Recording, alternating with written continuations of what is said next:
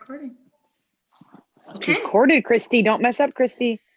And you're the first thing that's being recorded, my love. There you are. Hi, everybody. Welcome. Thank you so much for joining us tonight. We're really excited you can be here.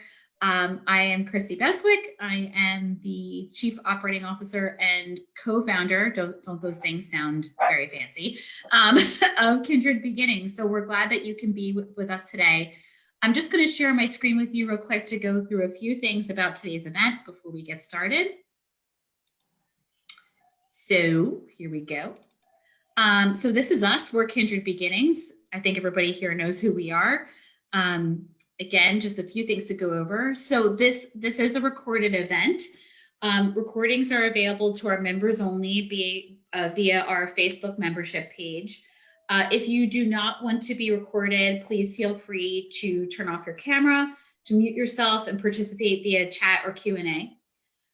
Just a couple kind of rules of engagement for tonight. Speak your truth, listen for understanding and not for response. So give people the space they need. Be okay with experiencing discomfort. Give and get grace. This is one of my favorite new things to say. So give others grace and space and give yourself the same in return.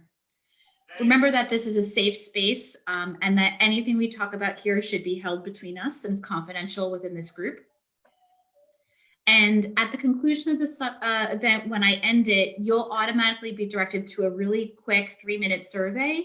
What we're trying to look at is how we can continue to develop new events like this and also improve our programming for you. So we really appreciate you giving us any feedback you have. And that is it for me. So I'm going to turn it over to Lynn and she'll get us started. Yes. So this is so new to me because I can't see you, but you can see me. And we were practicing this before you all hopped on. So I just want to, again, reiterate what Christy said and just say, like, hi to all of you. We are so excited you can join us tonight. Many of you know me. My name is Lynn Poland. I am the co-founder of Kindred Beginnings, along with Christy Beswick. And Christy and I started Kindred Beginnings to help provide a safe space where people going through family building journeys could be supported, heard, and validated. So if you have any questions about our programs or how we can help support you, please reach out to one of us, or you can visit our website, and information and links will be sent in the event chat and in follow-up emails as well. So, I always start any kind of event or any kind of session with just thank you all for giving yourself this time and space to join here tonight. It's such a huge act of self-care. And we're here tonight to learn more about your food and fertility. So here's the deal. Your fertility is an extension of your health. It's important to fuel your body, feed it, and care for it in the best way possible.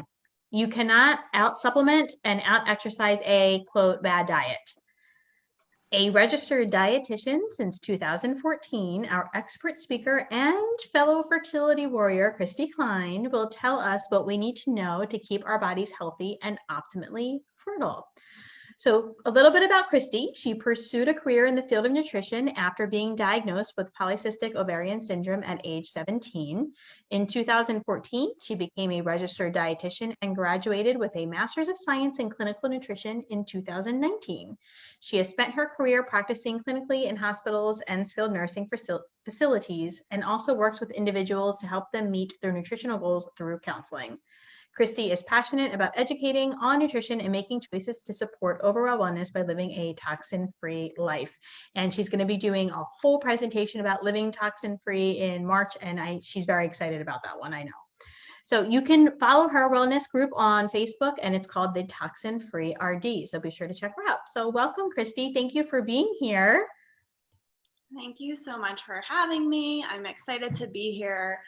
And I just want to add to that just by saying, this talk and this journey is all very personal to me. I wouldn't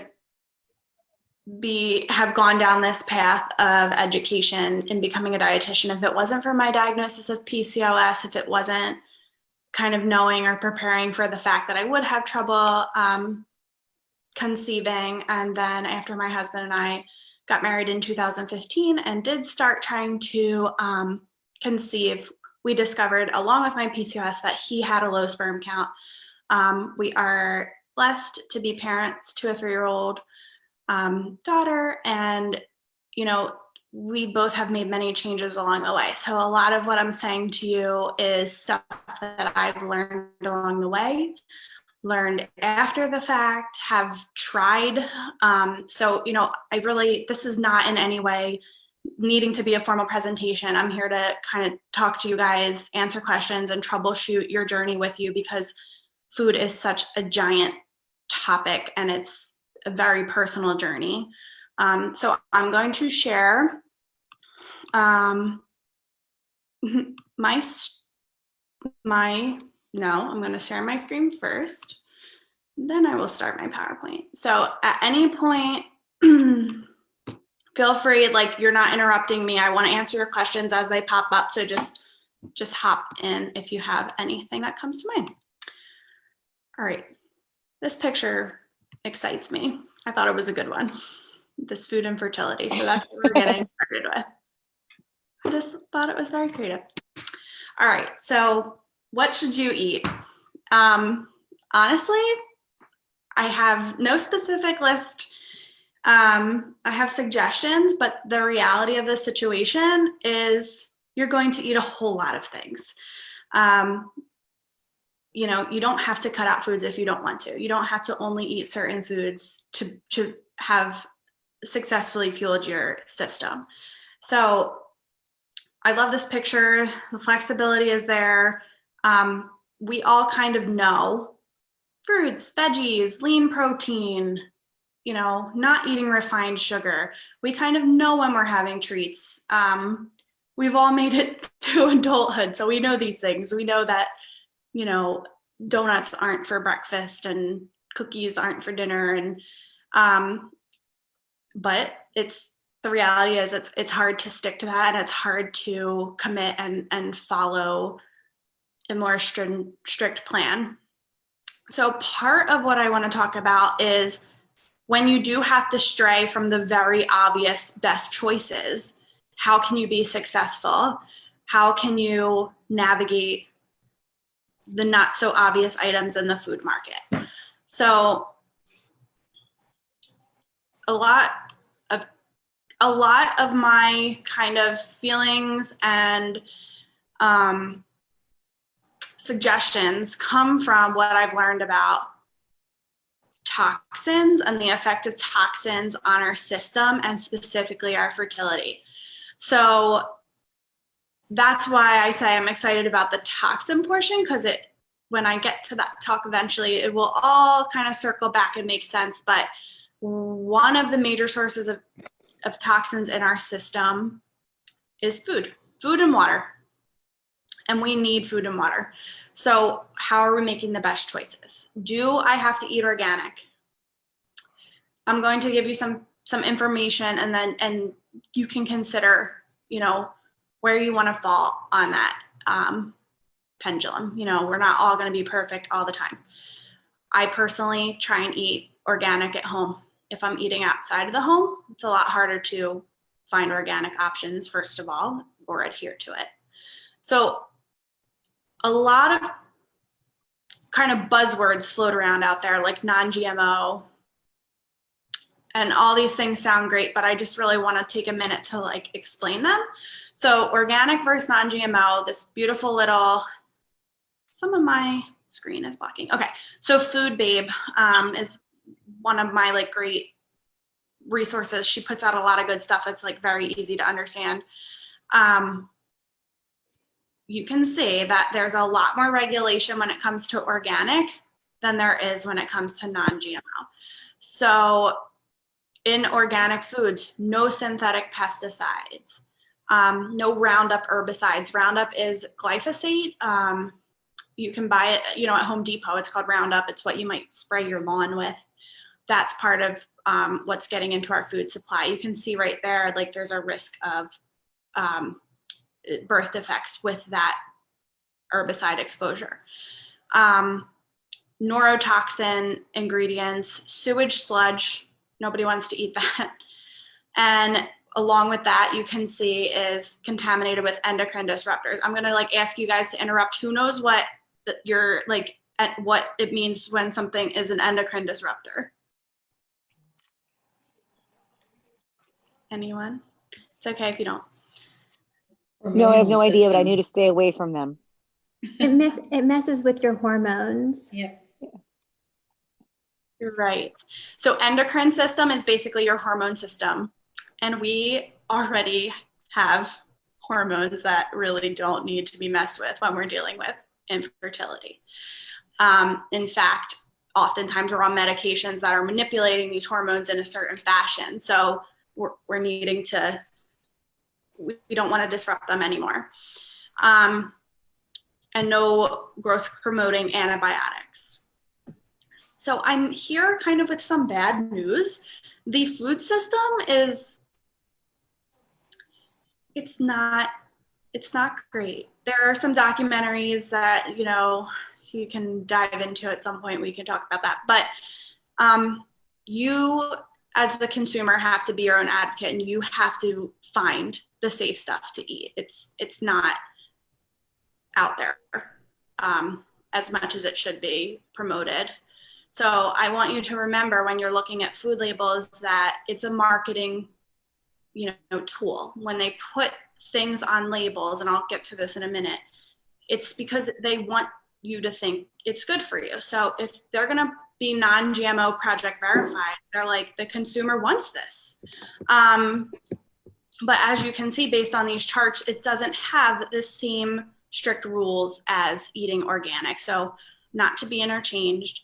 Some people feel very passionately about eating non-GMO, and I'll get to that in a second. But again, on the right-hand column, you can see, again, a little bit. But both of these symbols are trusted. So if you're looking at an item and it has this USDA organic, it means that it is certified to have 95 to 100% organic ingredients. There are certain things that can't be organic, like salt, water. But if they're not organic, they also can't contain GMO. The livestock is fed organic. So you're eating what your food eats. So that's something to keep in mind. What the cows are eating, you're eating. What the chickens are eating, you're eating. So if your chickens are eating organic feed, then you're eating organic feed, and vice versa. And organic is not using chemical fertilizers, synthetic substances, and some of these things we mentioned, which is important to me and your fertility when it comes to hormones and endocrine disruption.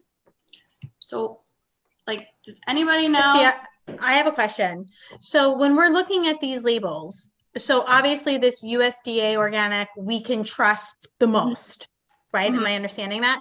And if it says non-GMO versus a food that doesn't have that, is it better to trust the one that says non-GMO over one that doesn't even have a label at all? Hold that thought. Okay. So what are GMOs? Do you guys know what GMOs are? So they're genetically modified organisms, which means that they've been manipulated in a laboratory. I have to tell you, it's not necessarily like the worst thing. I think that we would have food supply issues if they weren't genetically modifying food for us in the universe. But you have to decide, is now the right time for me to be eating GMOs?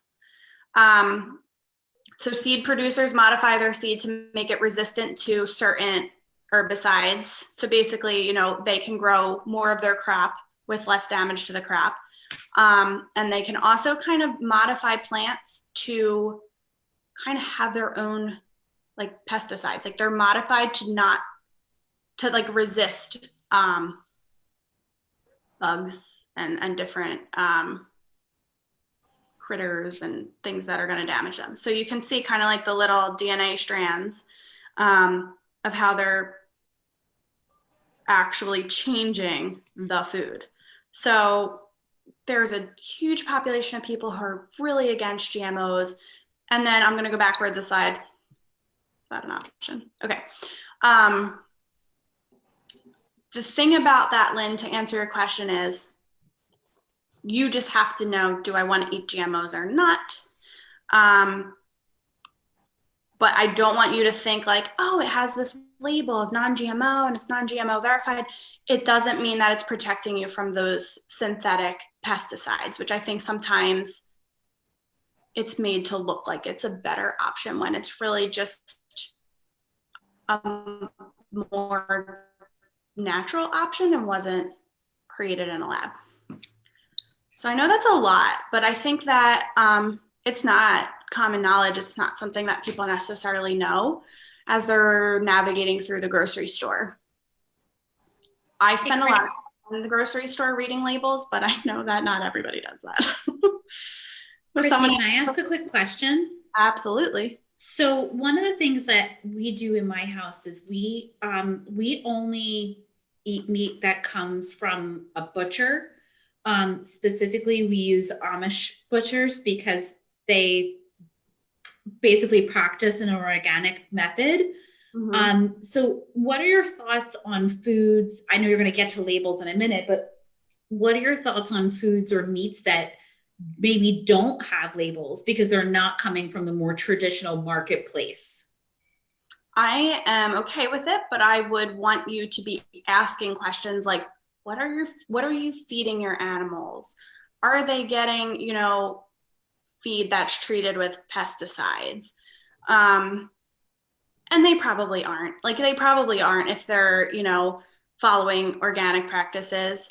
For some of these small farmers, it would cost them an absolute fortune to get an organic certified label.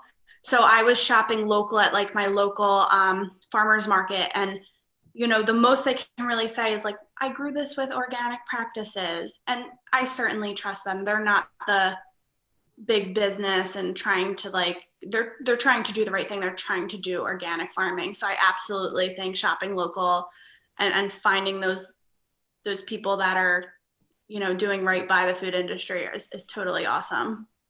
/ I want to know where you're buying from. So I haven't gotten quite into that yet. So I want to get a little bit more into, did that answer your question, Chrissy? Sorry. Yeah, completely. So I will say, Lynn, going back a little bit,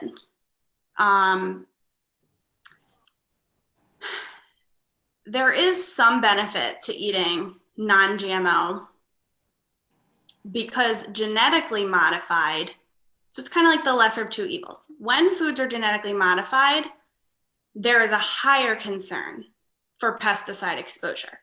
So genetically modified crops are corn, soybean, cotton, potato, papaya, summer squash, canola, apple. And again, popping up with that glyphosate, which is an herbicide, and it's linked to being endocrine disrupting and potentially carcinogenic. So something that our body doesn't want and isn't going to thrive with in high exposures. There are some people who have done some tests of like urine concentration of glyphosate contamination, and it's like really fascinating of like eliminating, high like glyphosate foods from their diet and the changes in their levels. So you can have direct exposure or exposure through consumption of animal feed. So for me, buying organic meat, that the animals are not being fed genetically modified foods. So for example, you could get, like organic chickens, the chickens aren't being sprayed with glyphosate because they're not a crop, but the food that they're eating might be. So that's just something to like think about the food chain and how that all kind of evolves. It's kind of like mind-boggling when you really start to think about it. So the first thing everyone's going to be like, oh, organic is so expensive. It is oftentimes more expensive, but not always. So you have to kind of like look around and do a little, research. Sometimes it's pennies. I like shopping the lazy way, like on my app from Shop From Home. And it's really like an easy way to compare prices, because in the grocery store, you're not running to the organic section, then running to the non-organic section and comparing prices of your apples. Sometimes there's not that big of a difference. Places like Costco have a lot of organic options, maybe a little bit cheaper. So if you just are like, okay, I'm only ready to dip my toe into this, the best thing to do is print this, and this comes out every single year. Environmental Working Group has and they're a great resource, which I'll get a lot more into with the toxin talk, but trusted resource, and they put out a Dirty Dozen and Clean 15. So the Dirty Dozen would be, if you're going, like, please skip out on these items unless you're buying organic, because they're found to have multiple pesticides, high level of exposure. And then the Clean 15 are the ones where, okay, I don't need to buy these organic. So for example, some of them make sense. Like a cantaloupe is on the Clean 15 list. It has that nice hard layer on the outside. An eggplant has a nice hard layer on the outside. On the Dirty Dozen is like a strawberry, you know, that's like going to absorb those chemicals. So this picture of my cow friends here, Stonyfield Organic. This is a marketing image, but I do like the image. Stonyfield is saying, hey, look, this is what we feed our cows. But I think it's a good visual. What I was talking about is the cows are fed right. The product is that you're drinking or consuming is better for you, versus conventional cows that are having glyphosate. Christy, Has anybody heard of glyphosate or Roundup prior to me babbling about it right now? No? Anyone? No? I have. Yeah, I have. I mean, I think like you said earlier, I think I've heard it as like the Roundup, right? Mm-hmm. Like, oh my God, I can't think of the guy's name, the company's name. Their whole big, yeah, thank you. Like that's kind of probably, we may not hear glyphosate, but I hear it as those two terms. Roundup, Monsanto. Yeah. Yeah. Thanks. There were some lawsuits out maybe a year or two ago against glyphosate, finally coining it as being, you know, a carcinogenic risk. They're still using it. It's everywhere. Monsanto has a long history of toxic creations, starting with like Agent Orange in the Vietnam War. So it's just something to be aware of if you want to go down a rabbit hole. Did somebody have a question? I have a Kristen, quick question. So I see that corn is listed as a non-GMO food, but at the same time, sweet corn is listed as a clean 15. So can you talk a little bit about that? I'm just a little bit confused about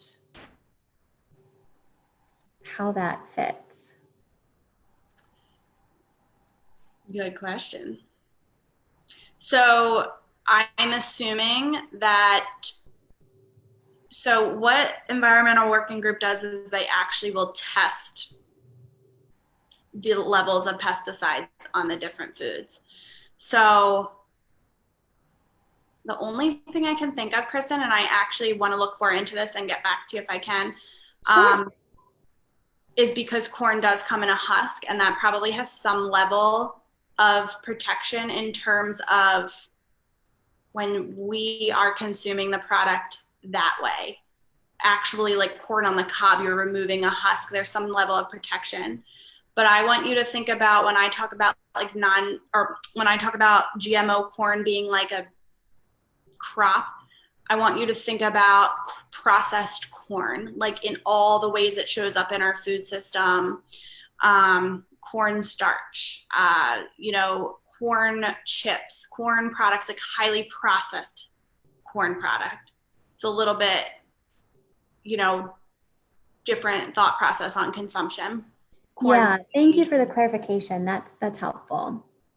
That's my guess, but I want to kind of like see if I could pull up the full Environmental Working Group report. Christy, I could be wrong too, though, but isn't there like a link between what we just said to like Monsanto and corn? So like that whole idea of what you're saying of like, even though it's clean, like sweet corn is, like you said, like sweet corn could be clean because it's, it's timely, it's yearly, it doesn't come out all the time. Well, versus all the other corn is going to be genetically modified and done like kind of mass produced. So I don't think you're far off from. Yeah, and Christy, I would add, I personally know with some stuff that I'm doing with my neurologist that I mentioned to you earlier, a large amount of the glyphosate that's in this list above in corn actually has to do with high fructose corn syrup.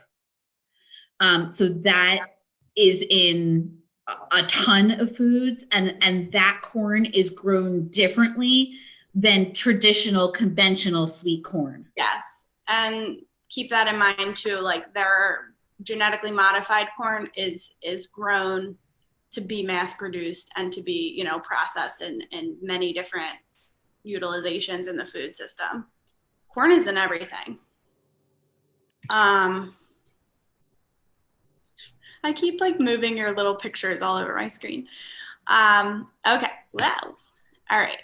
So again, not to spend like too much more time on the labels, but I just want you to see the progression here of like that first USDA is 100%, like it's really 95% organic, but whatever, it's the best option. And then they have organic. Oh, I'm sorry. The terminology, when it's 100%, it's 100%. Then organic is the 95%. Both of those will have the seal. Made with organic ingredients will not have the seal. And then organic ingredients is truly a marketing term. Like, hey, we put like an organic ingredient in our food. Come check it out. There's no regulations on this term whatsoever. You can see the progression of check marks.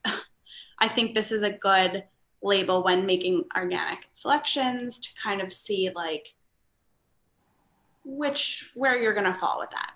Like if you're going to spend your money. Christy, to like go back to these labels. So when we see that organic label, we can, you said like we typically trust them, but we can really trust when we see that organic label that we are making a good choice, correct? Yes. Like my eye is like trained to go to it at this point. Like, okay, has the seal, like there's regulations. I'm ready to try this one out. So it's okay to trust this one, more so this one over the GMO one is the point. From the perspective of pesticide exposure. It doesn't mean that nutritionally speaking, it's the most nourishing choice, but we'll get to that in a minute. Like if it's, a label in that's like organic cane sugar, organic brown rice syrup, organic soybean oil, like you're still like, okay, nice try, guys, but that takes time. We'll progress to that. We got to start simple because this can be overwhelming. And let's just also acknowledge simple steps, like even just starting with like, like the clean 15 and the dirty dozen and just looking at those lists, those steps we still need to celebrate. Like those are still really important steps towards making better choices. So we start small. Absolutely. Just being aware of these labels is a good step. Okay. This is just an example. I'm not saying you need to switch to gluten-free bread. This is an example of something I've posted in my toxin-free group for people just to take a look at. So we're looking at a common in the food market brand, Udi's gluten-free bread. And then we're looking at a small company called Happy Camper that creates bread and ships it out. And I just want you to take a minute to like look at both labels. I do not want you to even take a second looking at the nutritionals. I don't even bother looking at the nutritional content. The first thing I always look at is ingredients to determine, is this going in my body? And if anybody cares to be interactive and just tell me like what stands out to you. The canola oil and canola oil. Yeah. Well, for me, it was water versus filtered water. And then it was it's modified starch versus flour mix. Like I saw the word modified. That stuck out to me. Mm-hmm. So they are, on the label saying modified tapioca starch, modified cellulose, and then they're asterisking their non-GMO canola oil. Woohoo! My other thought, isn't that okay? I know like some gum is okay, but isn't that the gum that has the X in front of it, however you say it? I'm on that one's not the good gum, right? As far as like a filler or as far as like a I can't. The xanthan gum, you mean? xanthan, yeah, you know what I'm talking, yeah. Like Some of the gums can cause some GI upset. yeah. I don't know which one right now, to be honest. They with both you. have that gum. Both though. have both. Both. No, but oh, they do both have both. Yeah. Yeah. Okay. Good call. But the Happy Camper one at the end says organic. I don't know if it has the label, but it says organic. And the other one just says non-GMO, which we've just learned is a different kind of label. So, for example, this Happy Camper company is such a small company. Like, I would not expect that they would, apply for like a certification label from the USDA. But you're looking at these ingredients and you're seeing whole grain in multiple times. The oil they use is extra virgin olive oil, which is a lot healthier than canola oil. So just you guys very quickly determined one of these labels looks good and one of them doesn't. And that's what you kind of have to start to do, like in the food market. I will tell you that more times than not, the better choice is almost right next to the worst choice.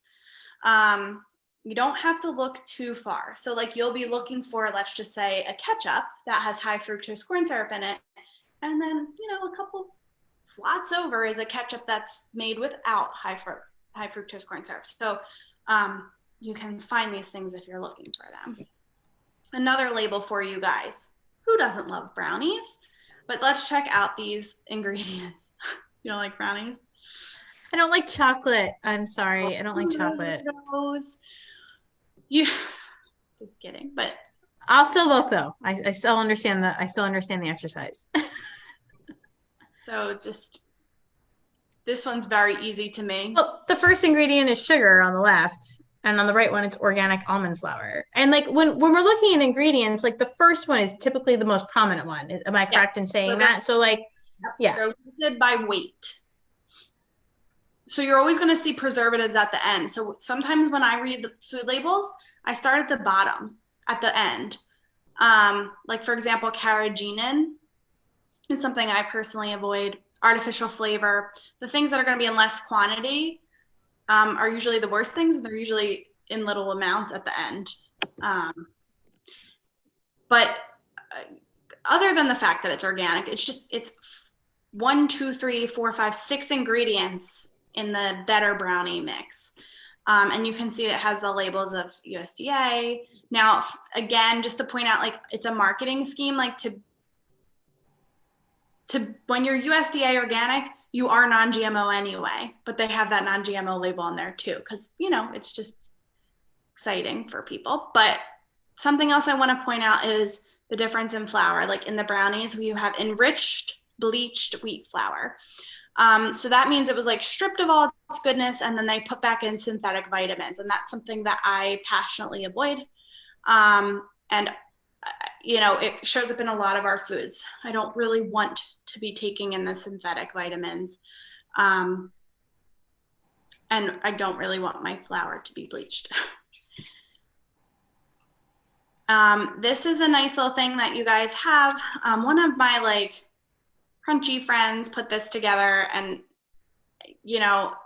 I just think it's a nice little tool to have. Some of the major offenders that show up on food labels, propylene glycol, caramel coloring, the processing of that. A lot of these preservatives are processed in a way that is toxic, and that we are then exposed to these toxins through these preservatives. I keep pressing the wrong button. Okay, here is an example. Again, this is something that I would post in my group, but an example of a preservative that is often found in cosmetics, but is also found in our food system. So isn't that kind of just like disturb you a little bit that the same preservative we're putting in cosmetics is also used in our food system? If that doesn't give you pause, I don't know what will. Linked to endocrine disruption, developmental and reproductive toxicity, and many other health concerns. And it's in Reese's peanut butter cups. It's in, foods you don't even look at. It's just, we need preservatives. We need food that's going to be shelf stable. And that's why these things end up in our system. It's not because there's, evil people trying to feed us in the world. It serves a purpose. But for us right now, it's more important to avoid these things when we can. It's important now. Okay. This is an example of, like I said, the ketchup. On the left is Heinz, on the right is Primal Kitchen. You can see a very distinct difference in the ingredients. On the left, I'm pointing things out like high fructose corn syrup and corn syrup. Natural flavoring is not natural. It can be actually anything. There's really no regulation regarding it, but it by no means is not an offender. Can I just also say, Christy, this is my hippie mother and her influence upon me. Ketchup is the easiest thing in the world to make and the cheapest thing in the world to make. Like 90 to 100% of the condiments that you buy in the grocery store are so much more easy and clean and cheap to make yourself. And I promise you, I swear it's easy. It's like ketchup is literally 5 seconds. I've made ketchup, barbecue sauce. Yeah, me too. I think I even like froze ketchup. So the next time you guys make it, can I buy it off of you? I'm like addicted to Primal Kitchen I ketchup. will send you some. You cannot buy it from me. I will totally give you the recipe. It's literally three steps. It takes maybe 10 minutes the first time you do it, and after that, it's so quick. So I just want to like gauge from you guys, is what I'm talking about new to you or something that you're familiar with? Like about looking at labels like this. Do we look at labels like this, or is this kind of process new? I think for me, I had a basic knowledge of it, but you're going into much more detail, which is very helpful. Okay. As far as like I was buying Udi's bread, and I thought because it's gluten-free, that it would be good for me, but that doesn't mean that that's true. So it's just bringing out some really good points. Like you were saying, like they market things to make you think that they're healthy for you, even if they're not healthy for you. And I think it makes a really good point that you're saying that you have to read the labels for the ingredients. Yes. How about you? Well, can I just also say, like, just to piggyback off what Kristen said, yes, like maybe like it seems like a lot of work to read labels, especially like right now. Like we all just kind of want to get in, get out. But I feel like once you do the work up front, the next time you go into the store, it's a little bit easier. And the next time it's a little bit easier. But am I right? Like then you're like, like you keep saying Primal Kitchen, I wrote it down. So like the next time you're like, well, I just know I need Primal Kitchen, Yes. whatever. And so it just gets a little bit easier each time. For you ladies who are, on Facebook, in my group, I do, I promote Thrive Market all the time because I love them. Thrive Market is like an online, healthier market. So they have better choices. It doesn't mean I love everything on Thrive Market, but for example, they have a lot of, it's like $60 for the year, which is like $5 for the month. And I promise you the prices are better on Thrive. I live in like Deptford, so I was like hauling all the way up to like Wegmans or Whole Foods, which you couldn't like pay me to do right now with everything going on in the world. It's like far, and then you're there, and like I can't spend the time I want. Thrive Market has made this very easy for me. What I love, like I think it's a good place to get started with this because you're gonna find the better options. Like you're not gonna find like Lay's chips, you're gonna find like different brands, and not those like mainstream items you're used to seeing in the food market. But what I love is every single item has the ingredients listed. Whereas like when I shop on the ShopRite app, they don't always have them listed. So you can do a lot of this kind of like research from home before entering into the food market. Is like Happy Camper on Thrive? No, they're like Okay, a little, yeah. very small company. So you still have to get that separate. Okay, that's why I didn't know. So like I buy their stuff and I freeze it. So I only have to do it once in a while. Got it. Cool. I just wanted to, I'm asking this for a reason, like Meg, like, is this new to you? Like, See, honestly, for me, for the longest time, me and my husband were on the keto diet for a while. So looking at labels isn't new, but not necessarily the ingredients. It's always been the nutrition that I've been caught up in. okay. So it's one of those things where it's not really something that I've done before, to be honest. You know what I mean? Okay. I've always been just caught up in how many carbs are in it. So, okay. The reason I ask is because I'm going to bore you with more labels since it seems to me like this is helpful in some way. Something I want to touch on, Meg, with the like calorie labels. I don't look at them because frankly, I've been down that road before and it's just tedious. If it works for you, do it. If it works for you to have like numbers, do it, but I don't count calories. I've been kind of like open with my journey. I share my group on Facebook and like personally, but I recently lost weight just by changing the way I was eating without counting calories, without depriving myself in any way. And I think that when you feel your body a certain way and you reduce inflammation and your body is happy, it is going to shed what it's going to shed regardless of calorie intake. Now, that being said, you know, that's avoiding excessive eating. So you're not like, you know, I'm not saying you can eat 3,000 calories a day and still have success, but I have found a lot more success on my personal journey focused on ingredients than nutrient content. So the bottom one listed here is a cereal. I did this last night. I don't remember the brand.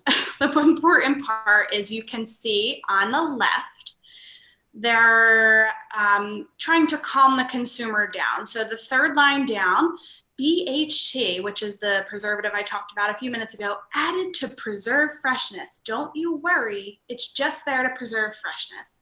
And I think that's something you might glaze over, like, oh, it's just, it needs to be there to just keep this from going stale. But it's like, okay, wait a minute. That's a preservative. Is this an okay preservative? It should catch you when it's kind of like needs an explanation on the food label. And you can see all these vitamins in there. For me, I don't love because it's synthetic and it's added back in. On the right-hand side, I'm not able to see that screen. I still see the ketchup screen. Can you see the labels below the ketchup?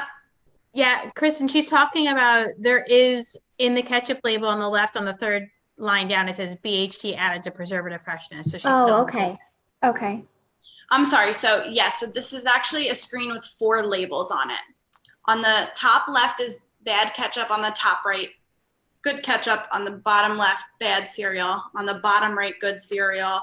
And I just want to point out in like organic foods, you will see vitamin E utilized. And again, it's like a synthetic version still, but a lesser of evils to preserve foods. You see that a lot. I'm okay with it. We gotta work, unless anybody wants to tell me that you're never going to eat a processed food again, we have to like get by with something, right? Like you can't be perfect. This is like a quick imagery of, now I look like a Primal Kitchen like promoter, Lynn, but they do well with their I'm laughing at that, and also because I had a lean cuisine for dinner tonight, so I'm kind of scared.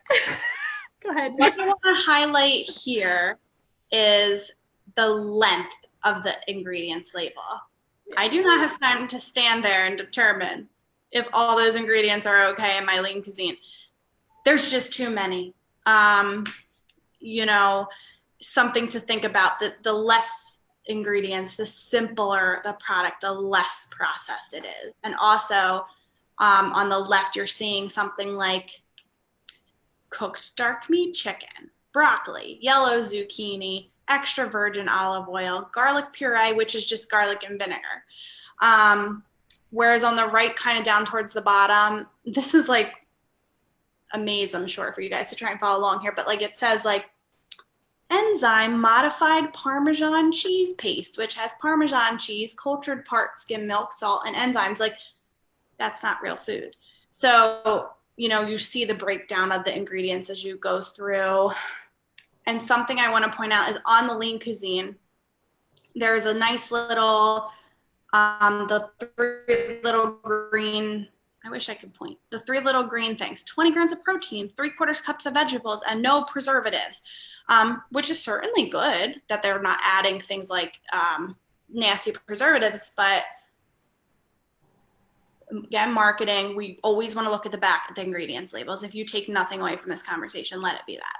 So before I kind of jump ship, I just want to, you guys can see me, right?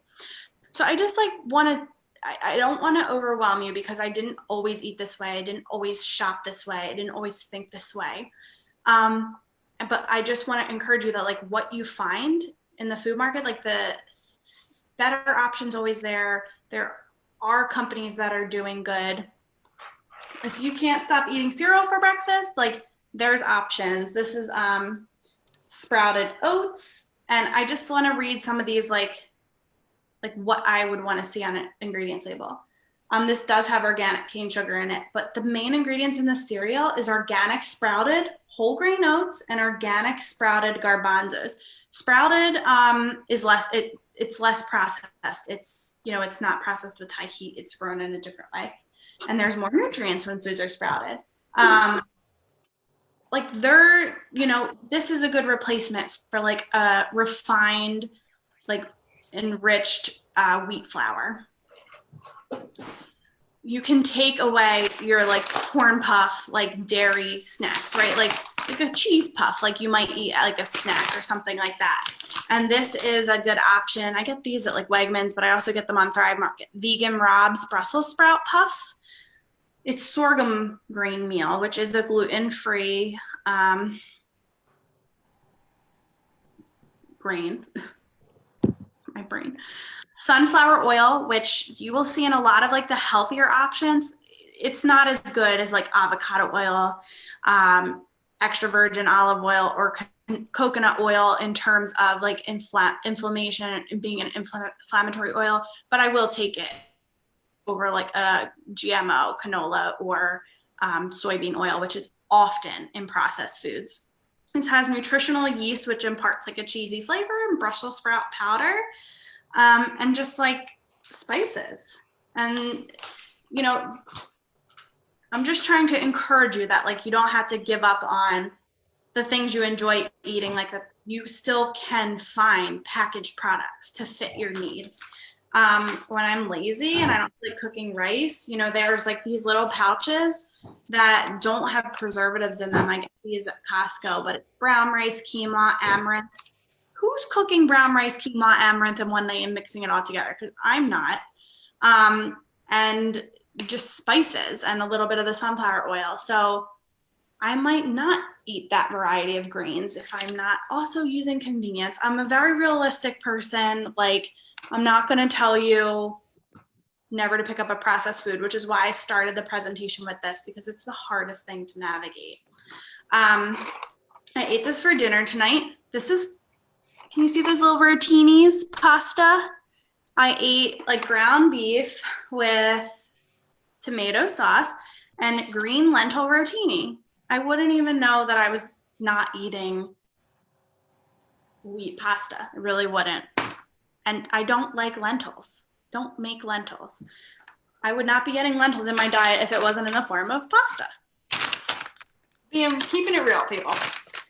And then this is a corn chip replacement. Cassava flour, avocado oil, coconut flour, chia seed, citric acid and lime oil, and sea salt. No preservatives. Siete is the brand. And then for like a yummy treat, granola butter, gluten-free oats, flax, olive oil, maple syrup, coconut oil, vanilla extract, salt, and spices, no preservatives. So I think I've beaten the label to death, but I think you get the gist of how simplistic these labels are, avoiding the preservatives. And these were all organic ingredients. Actually, most of these, were. Flavors. Any questions before I move on to the second half of this? Yes. That's bad. What does No, it it's mean? good. I don't know who said it's bad.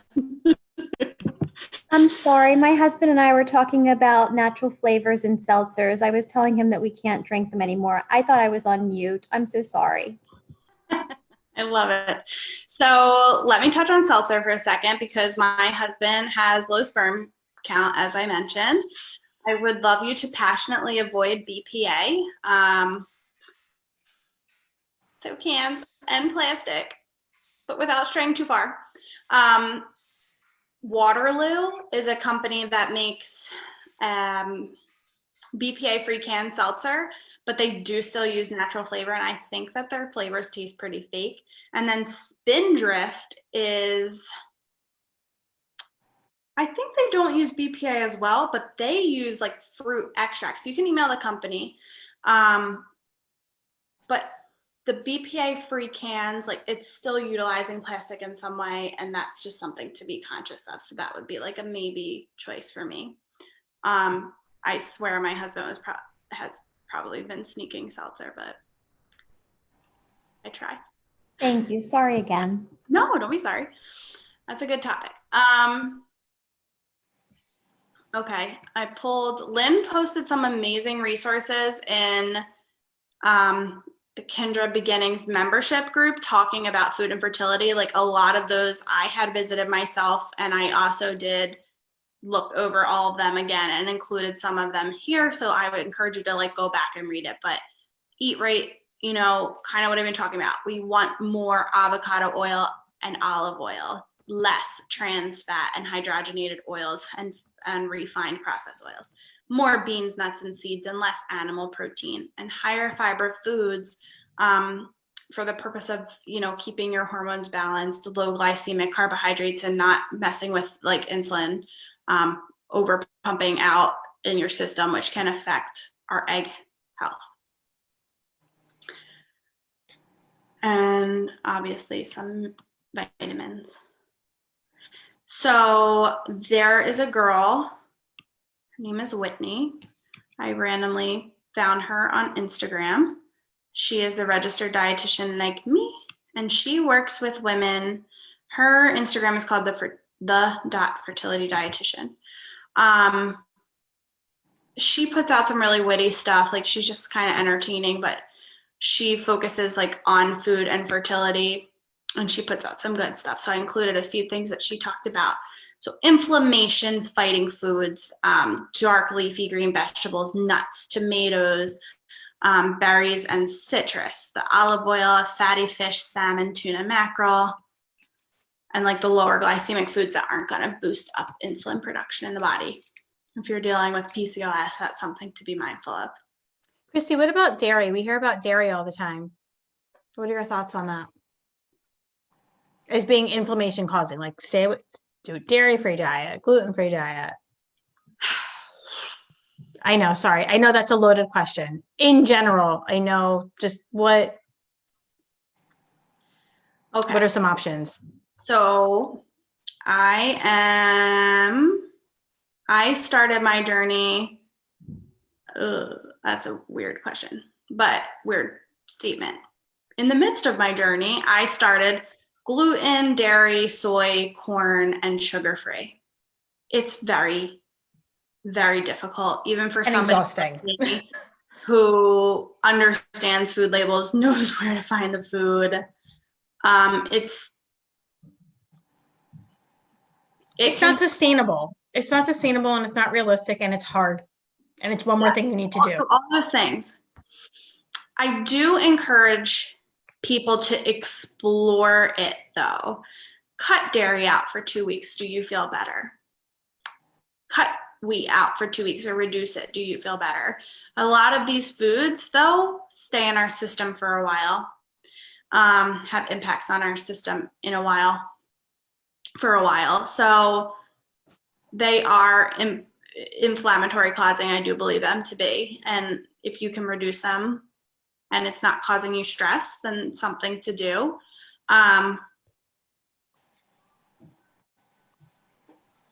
I've heard a lot of anecdotal stories of people having success after reducing inflammation in the body. There's other things to do that.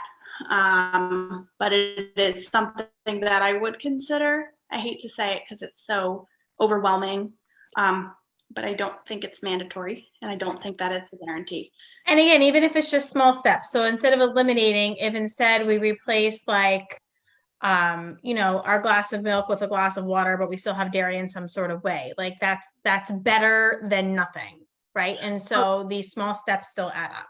I think when you're making any dietary changes, it's important to kind of do like a head to toe. Are you having GI issues? Are you, having diarrhea that's like after you eat dairy? Are you having reflux after you eat a high gluten meal?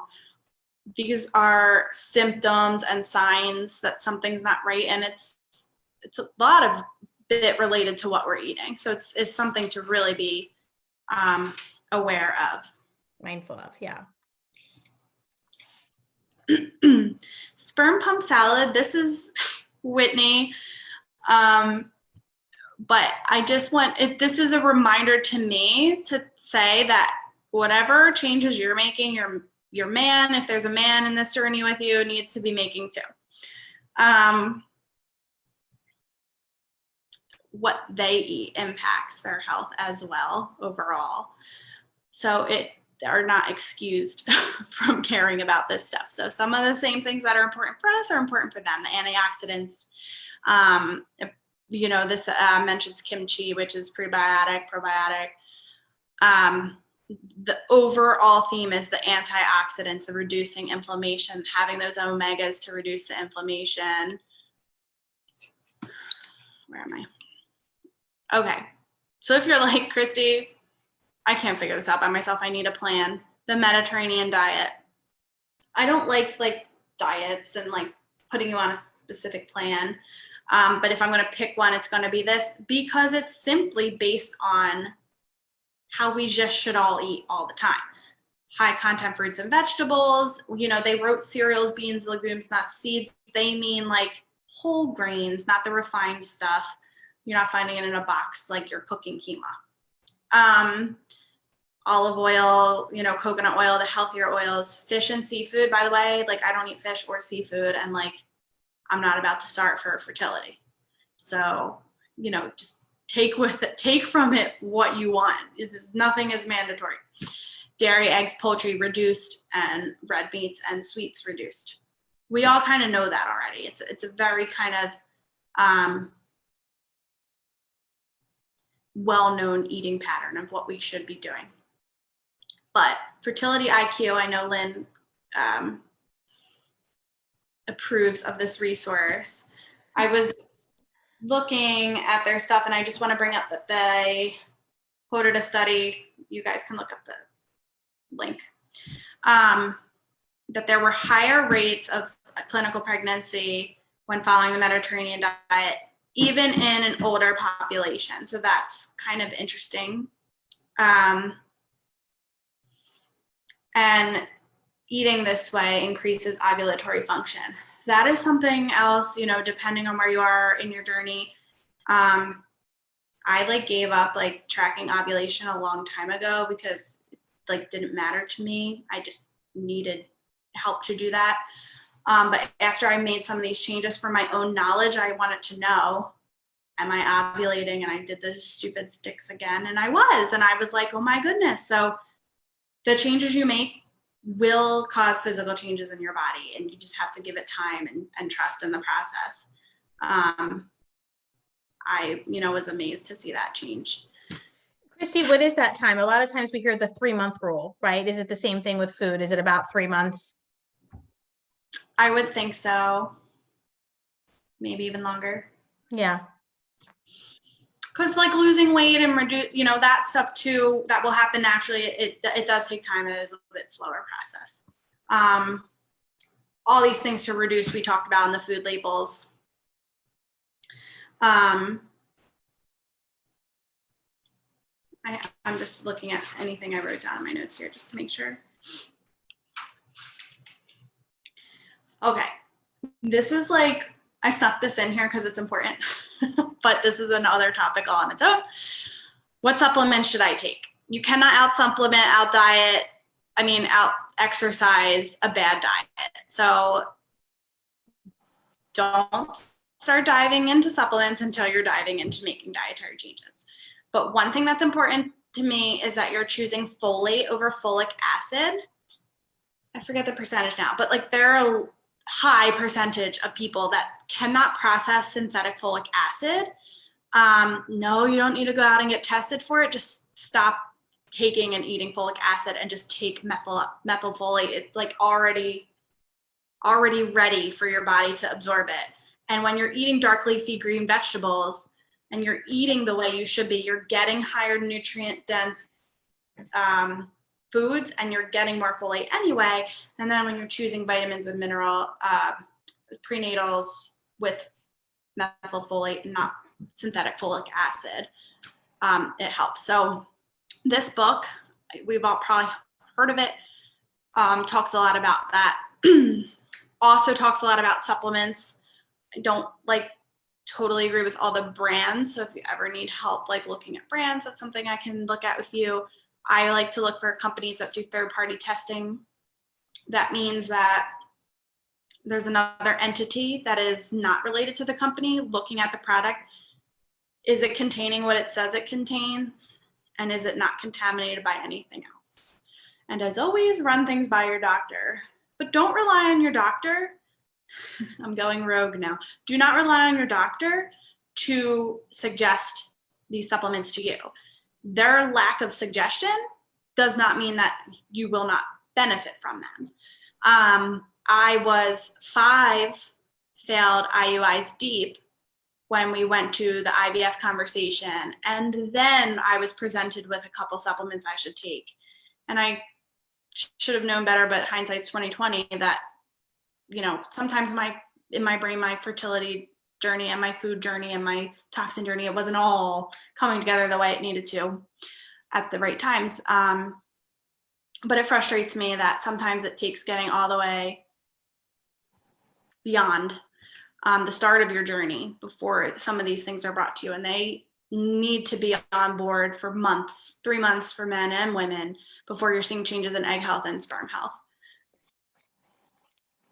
Also want to point out there's a common, I think it's called Conception XR for men to take, and it is loaded with folic acid, high content.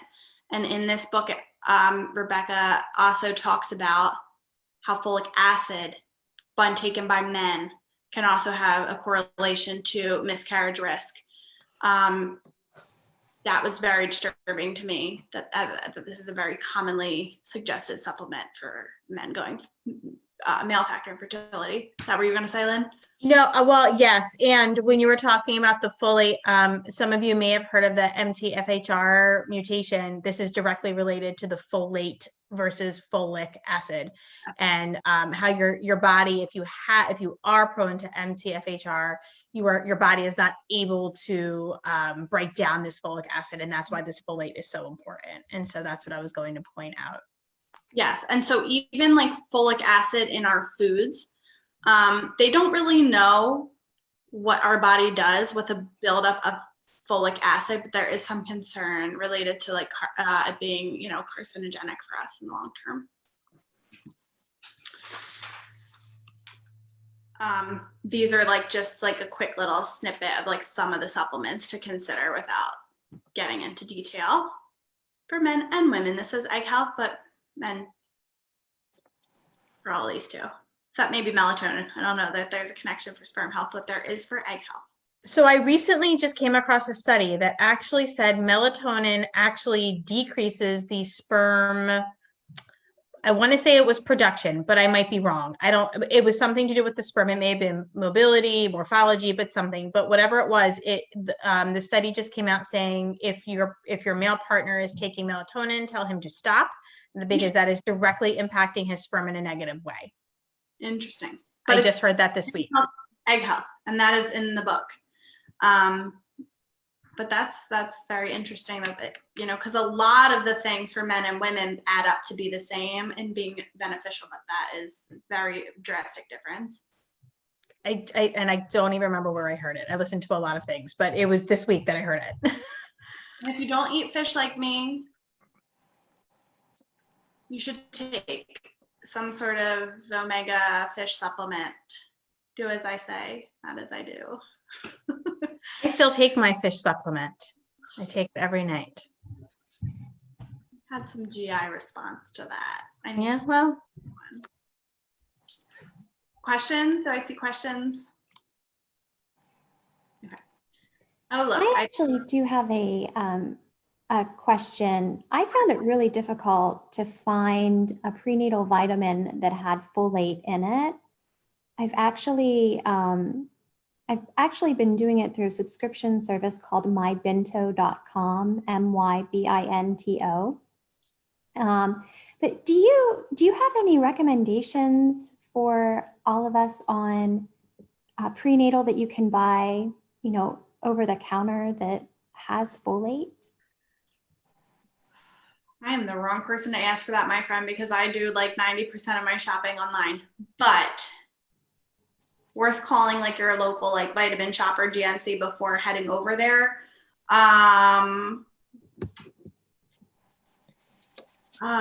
Is it Vitamin Code is one. So there's a couple of names I'll throw out at you. And as far as like where you can get them online, definitely an option. Amazon has many of these. I'm okay with purchasing supplements from Amazon because they haven't killed me yet. But just make sure that you're purchasing directly from the store. And I always just check dates. Like you can be purchasing from the Vitamin Code company, not through like a third party or something like that. Mm-hmm. Vitamin Code, Thorn,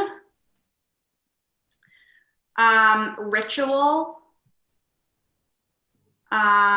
Smarty Pants for people that can't swallow pills is a gummy. I do recommend taking a little bit extra folate if you're taking that, just because the level's like a little bit lower on the like minimal end. I like to see like at least 800 micrograms. I think that guideline's like 600, but I always just like to make up for people like me who forget to take things sometimes, or absorption. Kristen, I definitely think I have more in my brain, but no, that's perfect. I had such a hard time finding a prenatal with folate in it. I eventually did, but I mean, it was just really hard. Which brand are you taking? So I subscribe to, it's called mybinto.com. It is a supplement service. And actually they do like you can do a women's health quiz and work with a nurse to ask about what supplements you should be taking. I have a thyroid disorder and some other things going on. And so I worked with that to kind of customize the supplements that I get. I get them every month in little packets. And it is a little pricey, but for right now, especially with trying to get pregnant and the importance of folate, I just really thought that it was worth the money. Yeah, supplements are definitely an expense. I would also share with everybody, there's a great local store. It's on the intersection of the Black Horse Pike and Laurel Oak Road. I think that might be Choose Landing there. Right after you pass through Laurel Springs. But anyway, it's a little tiny store. It's called the Natural Health Store. It's been around forever. And it is a really great resource for very high value, very nutrition loaded supplements that are very affordable. And I know that I've seen just folate there pretty recently. So that's a great resource for those of you who want to go local shopping. Thank you. I'm on like 17 million supplements, and that's where I get all of mine every month. So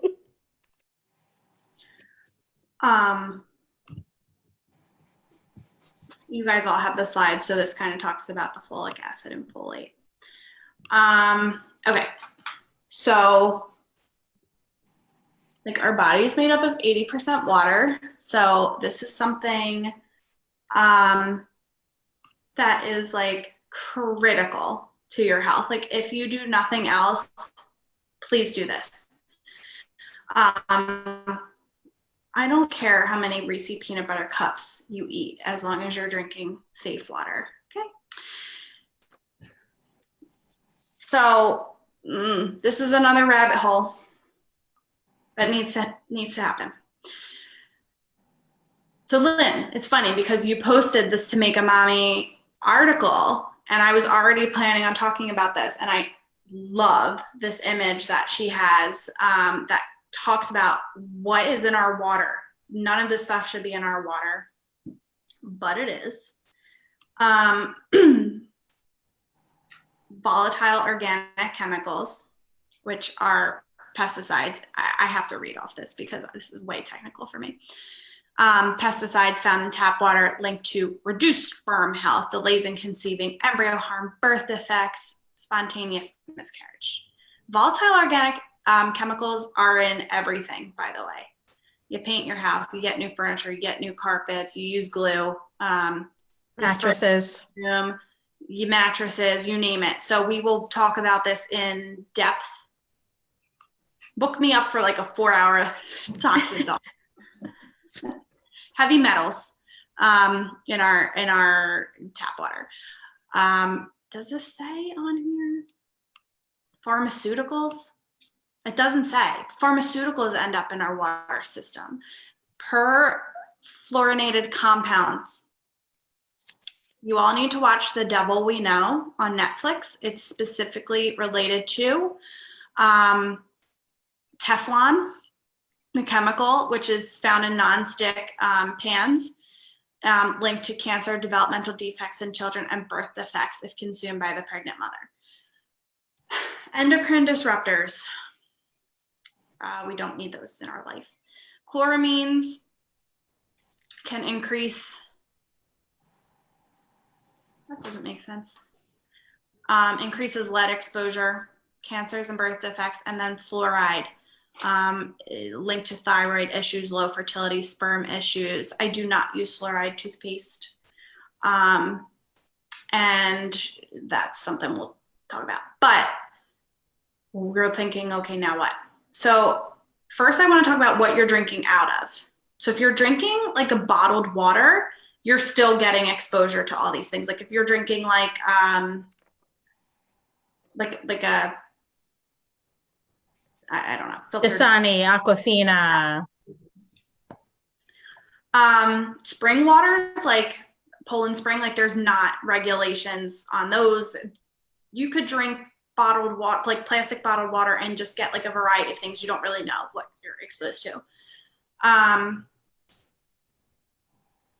I like to drink out of stainless steel or glass, and I have a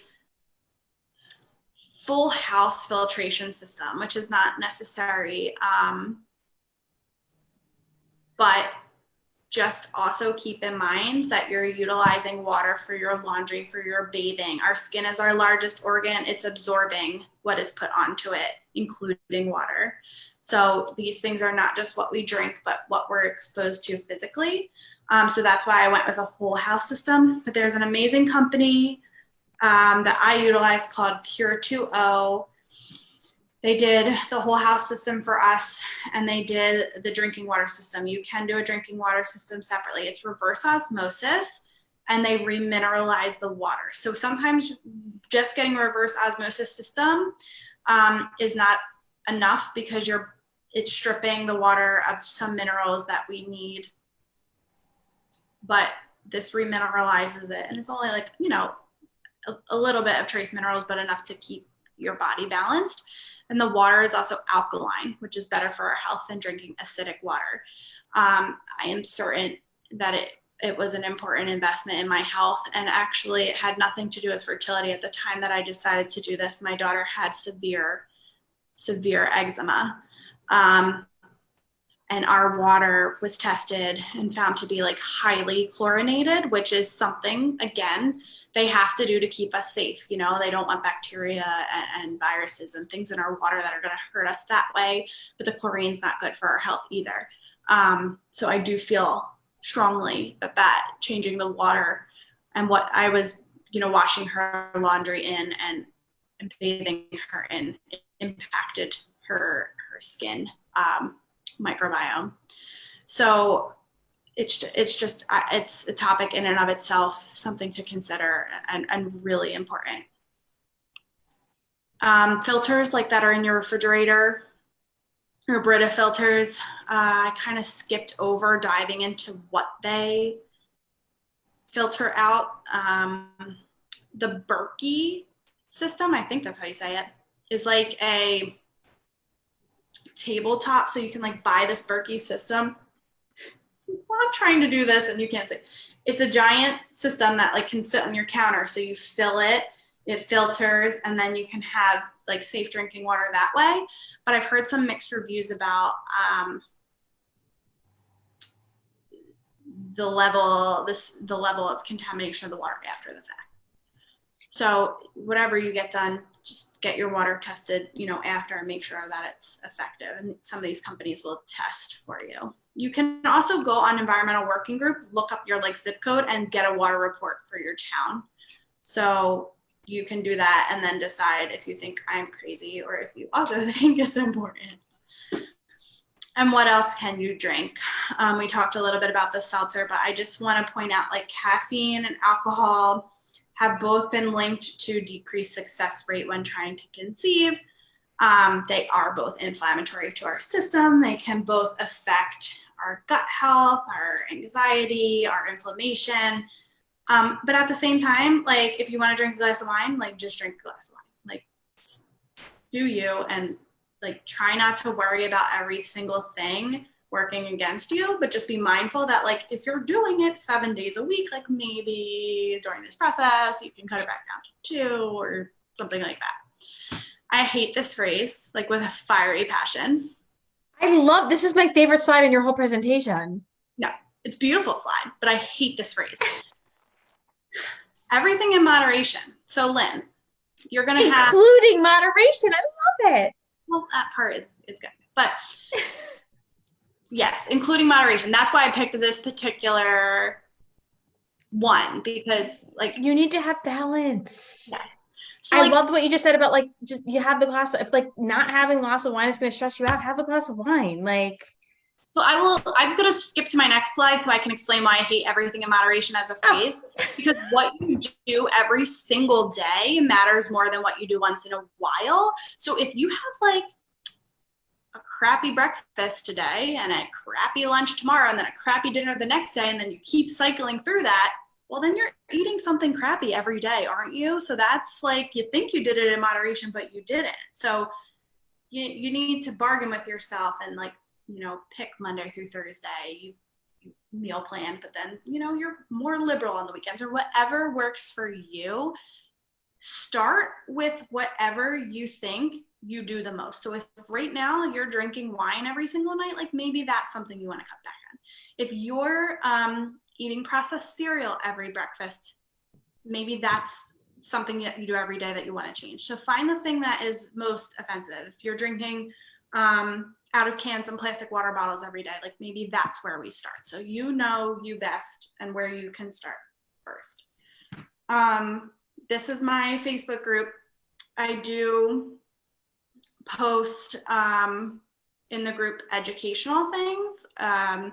I started this group when I became an advocate for a toxin-free cosmetic and skincare line. So I do talk about that in the group and I promote those products.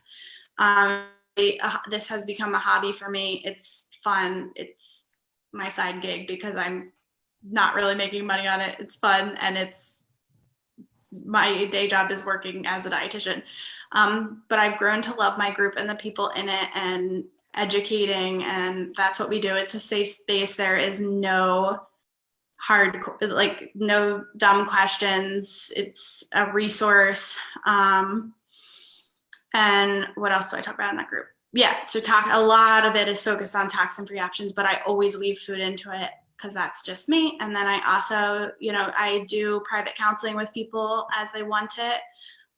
So if anyone feels like they need a jump start on where to make changes, I am here for you guys. So I hope that you found this helpful. I hope that you are not overwhelmed in any way. It is a journey and you don't have to do everything. This has been an 11-year process for me. And I think it's so important what you just said. Like you don't need to do everything. You take what resonates with you, what's going to be a small change is still a change. And one of the most helpful things, Christy, that you and somebody else has ever said to me is you just make small changes over time. So we were really talking about cosmetics at that time and like deodorants. And you're like, use up what you have. And then when you're done with that deodorant, then you just switch to something new. And it's the same thing with your foods. You have like bottled water, you finish up with that, and then you switch over when you're done with that and you just buy something different. Or you use up, whatever strawberries you have, and the next time you go out and buy it, you buy differently. And so that to me was just like a really realistic way to make the changes. Like the next time I buy, I'm going to do it a little bit differently. And it wasn't just like I had to throw everything out and start all over again. Yeah. That is not sustainable. You're not going to be happy. That's going to feel overwhelming, and it doesn't have to. Promise. And we will send out Christy's contact information. And she has the toxin-free RD there, but like if you want to connect with her, you can reach out to either Christy or me, and in our follow-up email, we'll be sure to, give you her contact information so you can reach out to her directly as well. Christy, we so appreciate like your time. Christy has volunteered to do this for us tonight, that put together this presentation. And we truly appreciate it. It has been, I've taken a lot of notes all over the place. And my big one was it Primal Kitchen? I have that one circled. Primal Kitchen is circled. So. Hey, Christy, can you, sorry, Christy, could you give me back the sharing capability whenever you have a second? No. Thank you. I always forgot that I was living there. I know. Thank you so much. Did I? Okay, yeah, you're good, right? Yep, I'm good. Thank you. Any more questions for Christy before we start wrapping it up for tonight? Awesome. Christy, thanks so much again. It was really, really fun. I learned a lot. I knew some of the stuff from the beginning, but it was really interesting to hear sort of a new and a fresh take on it. So I really appreciate that. I just want to, let me see if I can share again. I can, yes, sorry. I just want to share one final thing with you all before we head out for tonight. So just some resources where you can find us. I did share these in the chat, but you can find us on our website, which is kindred-beginnings.com. You can find us on Facebook, on Instagram, also on YouTube. So Lynn is creating videos. We're doing about 2 a month, and we're trying to do one that always revolves around the theme that our guest speaker is going to be speaking about. So definitely take a look at those. And again, just a quick reminder to please help us out with that survey if you wouldn't mind at the end of it. This little QR code is a link right to our website, but you can reach out to Lynn and I at any time if you have questions, if you're looking for support, if you're just curious and want to learn more, we're here. So this is how you can find us. And thank you again for taking your time out to join us with tonight. I hope you all are staying well and staying safe. And I wish everybody a really great upcoming holiday season. Thank you, everybody, so much. Thank you, Christy, so much. Absolutely. Bye, guys. Thank you. Good night. Thanks so much, guys. Have a great night.